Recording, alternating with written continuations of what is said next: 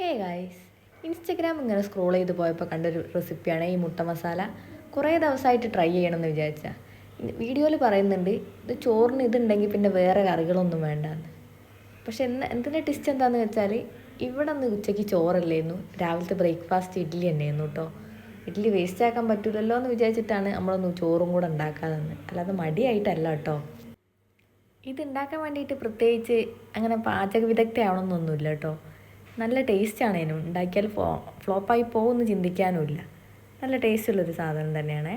പിന്നെ എന്താണെന്ന് വെച്ചാൽ ഇതിന് കുറഞ്ഞ ഗ്യാസ് മതി, കുറഞ്ഞ സമയം മതി, കുറഞ്ഞ ഇൻഗ്രീഡിയൻറ്റ് മതി.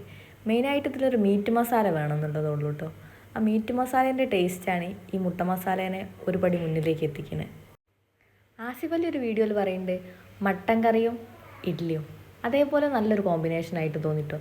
മുട്ട മസാലയും ചട്ടിനിയും സാമ്പാറും ഒരു ഫ്ലേവറിന് വേണ്ടിയിട്ട് നമ്മളിഷ്ടത്തിന് വേണമെങ്കിൽ കരിവേപ്പിലയും മല്ലിച്ചപ്പൊക്കെ ചേർക്കാം കേട്ടോ.